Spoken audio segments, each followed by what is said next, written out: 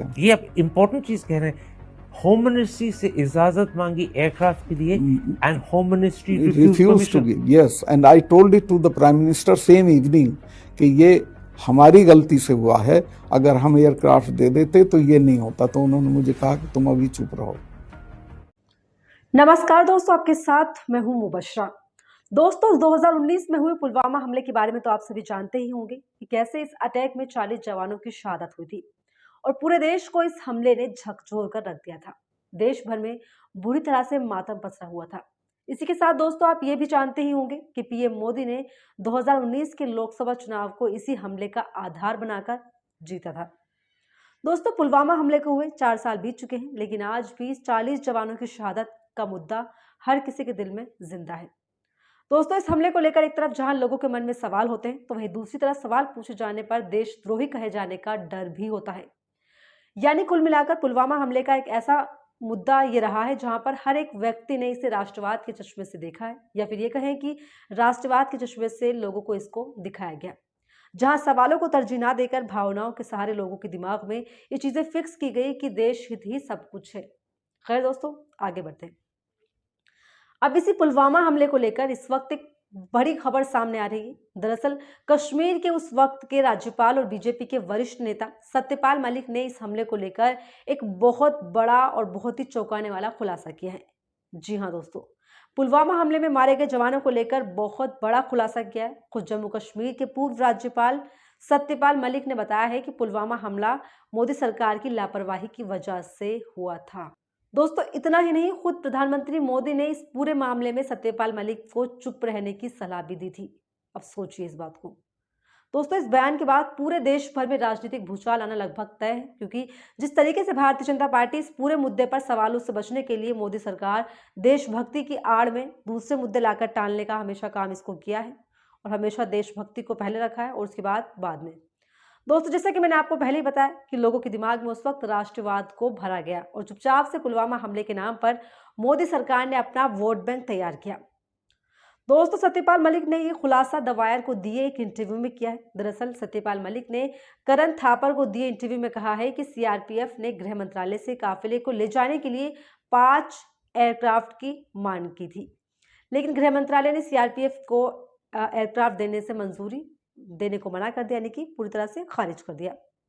आपसे ये मेरे से नहीं, जो जिससे कंसर्न थे होम मिनिस्ट्री से पूछा, राजनाथ जी के यहाँ, दे रिफ्यूज टू गिव। अगर मेरे से पूछते तो मैं एयरक्राफ्ट देता, उनको कैसे भी देता।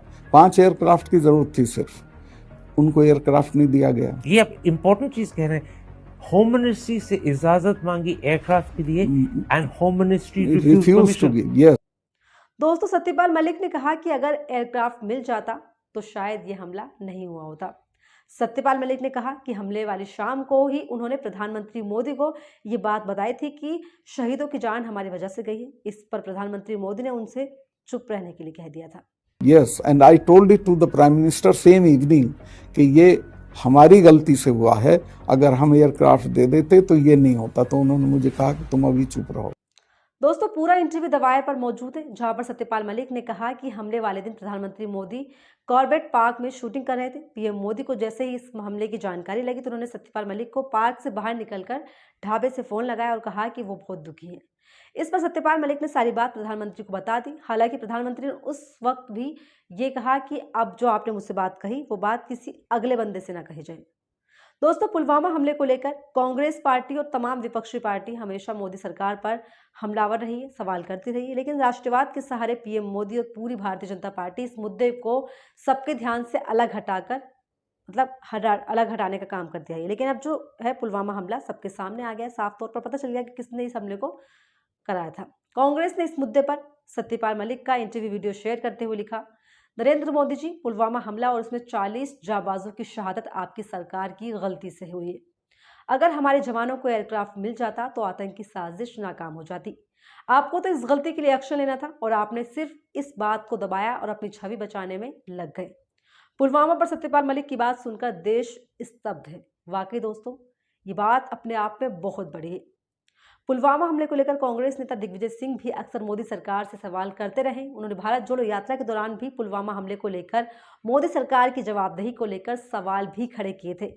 लेकिन बीजेपी और मोदी सरकार ने आदतन इस पूरी घटनाक्रम को सेना के अपमान से जोड़ दिया और फिर एक बार फिर राष्ट्रवाद का मुद्दा हावी होकर ये मुद्दा दबता चला गया और जवाबदेही पीएम मोदी की खत्म हो गई और उससे पूरी तरह पल्ला झड़ गया। लेकिन अब इतने बड़े खुलासे के बाद मोदी सरकार सवालों के घेरे में खड़ी हो गई, और वो भी ऐसे वक्त में दोस्तों जहां पर पहले ही मोदी सरकार पर अडानी के साथ भ्रष्टाचार को लेकर, गुजरात दंगों पर बीबीसी को बने एक डॉक्यूमेंट्री को लेकर और तमाम भाजपा शासित राज्यों में चुनाव की चुनौती है, और सबसे बड़ी चुनौती 2024 के लोकसभा चुनाव और सत्ता हासिल करने की।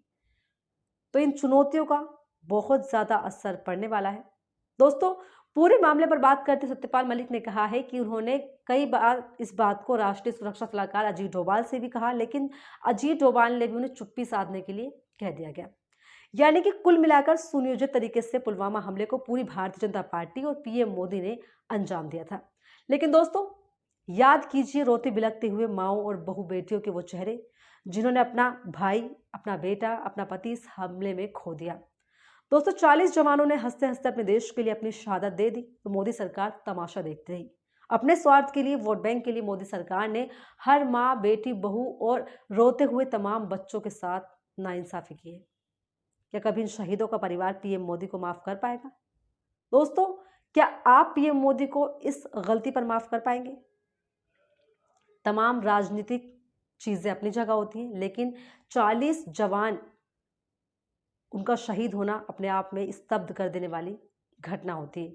और 14 फरवरी को जिस तरह का आलम आपने देखा, वो वाकई में खूब दुख देने वाला है। रोते बिलखते हुए तमाम चेहरे और जवानों के शव, वो तस्वीरें अब भी सबकी आंखों में फिरती हैं। दोस्तों, इस पूरे मुद्दे पर आपकी क्या राय है, कमेंट में ज़रूर बताइएगा, और ऐसे ही तमाम वीडियोस के लिए बने रहिए हमारे साथ। नमस्कार। एन न्यूज़ साथ सच का।